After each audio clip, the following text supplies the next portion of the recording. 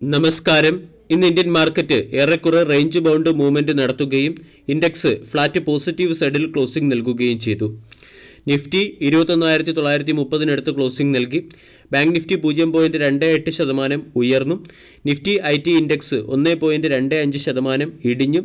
Small cap mid cap ഇൻഡെക്സുകൾ flat positive സൈഡിലും closing നൽകി. ഇന്ന് 1217ഓളം സ്റ്റോക്കുകളിൽ ബൈയിങ് മൊമെൻറ്റവും 934ഓളം സ്റ്റോക്കുകളിൽ സെല്ലിംഗ് പ്രഷറും പ്രകടമായിരുന്നു. ഫോറിൻ ഇൻസ്റ്റിറ്റ്യൂഷണൽ ഇൻവെസ്റ്റേഴ്സ് ഇന്ന് സെല്ലിംഗ് സൈഡിലായിരുന്നു.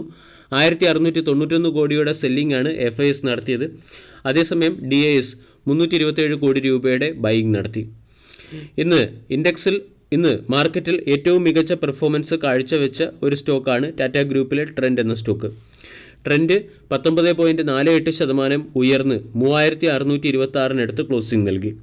1.28 ലക്ഷം കോടി രൂപയുടെ മാർക്കറ്റ് ക്യാപ്പുള്ള ട്രെൻഡ് എന്ന സ്റ്റോക്ക് മികച്ച പെർഫോമൻസ് കാഴ്ചവെക്കാനുള്ള പ്രധാന കാരണം കമ്പനിയുടെ ക്വാർട്ടർലി റിസൾട്ടിന് മുകളിലുള്ള മാർക്കറ്റ് റിയാക്ഷനായിരുന്നു. ഇന്ന് മാർക്കറ്റ് അവറിൽ തന്നെയാണ് ട്രെൻഡിൻ്റെ ക്വാർട്ടർലി റിസൾട്ട് പുറത്തു വന്നത്.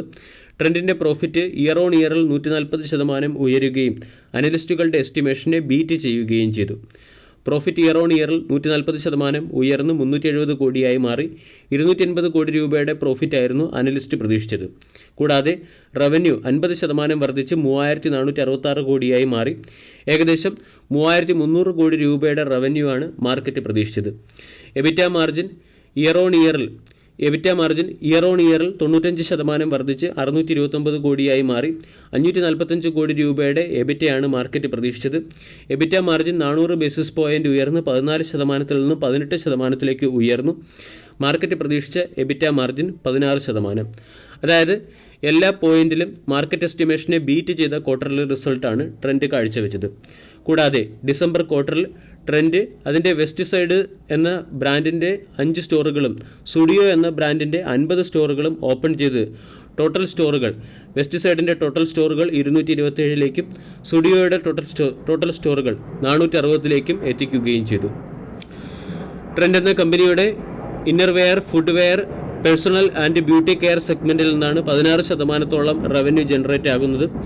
ഇതുകൂടാതെ കമ്പനിയുടെ സ്റ്റാർ ബിസിനസ് ഒരു പ്രധാന ഗ്രോത്ത് എഞ്ചിനായി പ്രവർത്തിക്കുകയും ചെയ്യുന്നു. 26%ഓളം റവന്യൂ സ്റ്റാർ ബിസിനസ്സിൽ നിന്നും കമ്പനി കോൺട്രിബ്യൂട്ട് ചെയ്യുകയും ചെയ്തു. ട്രെൻഡ് എന്ന സ്റ്റോക്ക് 2000 എന്ന ലെവൽ മറികടന്നതിന് ശേഷം ബുള്ളിഷ് ട്രെൻഡാണ് ഫോളോ ചെയ്യുന്നത്. 2000-ൽ നിന്നും സ്റ്റോക്ക് വളരെ പെട്ടെന്ന് 3628 എന്ന ലെവലിലേക്ക് എത്തി. ഇടയ്ക്ക് വെച്ച് സ്റ്റോക്ക് 3000 എന്ന സപ്പോർട്ടിനെ റീടെസ്റ്റ് ചെയ്യുകയും ചെയ്തിരുന്നു. ഇന്ന് സ്റ്റോക്ക് ബ്രോക്കേജ് റിലേറ്റഡ് ആയിട്ടുള്ള സ്റ്റോക്കുകളും അല്ലെങ്കിൽ സീറോ ബ്രോക്കേജ് സർവീസ് നൽകുന്ന സ്റ്റോക്കുകളും മികച്ച പെർഫോമൻസ് കാഴ്ചവെച്ചു. അങ്ങനെ മികച്ച പെർഫോമൻസ് കാഴ്ചവെച്ച ഒരു സ്റ്റോക്കാണ് ഏഞ്ചൽ വൺ. ഏഞ്ചൽ വൺ 7.13% ഉയർന്ന് 3386 ക്ലോസിംഗ് നൽകി. 28,000 കോടി രൂപയുടെ മാർക്കറ്റ് ക്യാപ്പുള്ള കമ്പനിയുടെ valuation 27.13, dividend yield 1.51%. 52 week high 3896. 52 week ഹൈയിൽ നിന്നും സ്റ്റോക്ക് ചെറിയൊരു ഡിസ്കൗണ്ട് ലഭിക്കുന്നു. ഏഞ്ചൽ വണ്ണിൻ്റെ ജനുവരി മാസത്തെ പെർഫോമൻസ് റിപ്പോർട്ടിന് മുകളിലുള്ള മാർക്കറ്റ് റിയാക്ഷനാണ് ഇന്ന് സ്റ്റോക്കിൽ കാണാൻ സാധിച്ചത്. ഏഞ്ചൽ വണ്ണിൻ്റെ client base month two month 5% വർദ്ധിച്ച് 2.04 കോടിയായി മാറി. അതേസമയം ക്ലയൻറ്റ് അക്വിസിഷൻ 2% ഇടിയുകയും ചെയ്തു. ഇയർ ഓൺ ഇയർ ബേസിസിൽ ക്ലയൻറ്റ് ബേസ് 59% ഉയരുകയും ഗ്രോസ് ക്ലയൻറ്റ് അക്വിസിഷൻ 163% ഉയരുകയും ചെയ്തു. ഏഞ്ചൽ വണ്ണിൻ്റെ ആവറേജ് ഡെയിലി ഓർഡർ 10% വർദ്ധിച്ച് മന്ത് ടു മന്ത് 10% വർദ്ധിച്ചിട്ടുണ്ട്. അതേസമയം average daily turn over month two month 4.4% വർദ്ധിച്ച് 42.01 ലക്ഷം കോടിയായി മാറുകയും ചെയ്തു.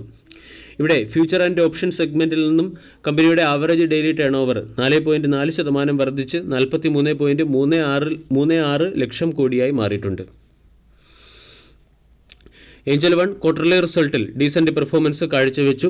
അതേസമയം കമ്പനിയുടെ എക്സ്പെൻഡിച്ചർ ഉയരുന്നതിൻ്റെ പശ്ചാത്തലത്തിൽ ഓപ്പറേറ്റിംഗ് മാർജിൻ 43.3%-ൽ നിന്നും 37.6%-ലേക്ക് ഇടിഞ്ഞു. കമ്പനിയുടെ പ്രോഫിറ്റ് 14% വർദ്ധിച്ച് 260 കോടിയായി മാറുകയും റവന്യൂ 42% വർദ്ധിച്ച് 1059 കോടിയായി ഉയരുകയും ചെയ്തു. ഏഞ്ചൽ വൺ എന്ന സ്റ്റോക്ക് 3900 എന്ന ഓൾ ടൈം ഹൈ ടച്ച് ചെയ്തതിന് ശേഷം സ്റ്റോക്കിന് 3000 എന്ന ലെവലിൽ സപ്പോർട്ട് ലഭിക്കുകയും അവിടെ നിന്നും 3356 ട്രേഡ് ചെയ്യുകയുമാണ്. സ്റ്റോക്കിനെ സംബന്ധിച്ചിടത്തോളം 3500 വളരെ പ്രധാനപ്പെട്ട റെസിസ്റ്റൻസ് ആണ്. സ്റ്റോക്കിൻ്റെ പ്രധാന സപ്പോർട്ട് 3000. ഏഞ്ചൽ വണ്ണുമായി ബന്ധപ്പെട്ട CDSL എന്ന സ്റ്റോക്കും ഇന്ന് 5.6% ഉയർന്ന് 1954 എന്ന ലെവലിൽ ക്ലോസിംഗ് നൽകി. ഏഞ്ചൽ വണ്ണിൻ്റെ ക്ലയൻറ്റ് ബേസ് ഉയരുകയാണെങ്കിൽ CDSLനും അതിൻ്റെ ബെനിഫിറ്റ് ലഭിക്കും. കാരണം CDSL ഡെപ്പോസിറ്ററി സർവീസ് പ്രൊവൈഡ് ചെയ്യുന്ന കമ്പനിയാണ്. കൂടുതൽ ജനങ്ങൾ സ്റ്റോക്ക് മാർക്കറ്റിലേക്ക് എത്തുന്നത് വഴി CDSLൻ്റെ റവന്യൂ ഉയരുന്നത് കൊണ്ടാകാം ഇന്ന് CDSL എന്ന സ്റ്റോക്ക് 5.64% ഉയർന്ന് 1954 ക്ലോസിംഗ് നൽകിയത്. CDSL എന്ന സ്റ്റോക്കിലും നമ്മൾക്ക് ബ്രേക്കൗട്ട് ട്രേഡിംഗ് ഓപ്പർച്യൂണിറ്റി കാണാൻ സാധിക്കും.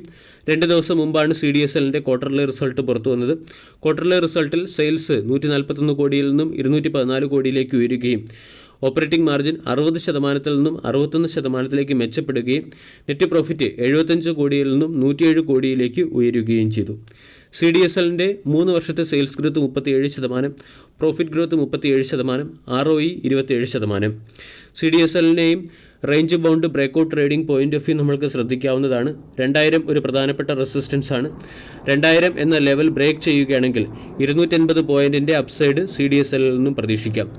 വീഡിയോ എല്ലാവർക്കും ഇഷ്ടമായി എന്ന് വിശ്വസിക്കുന്നു. താങ്ക്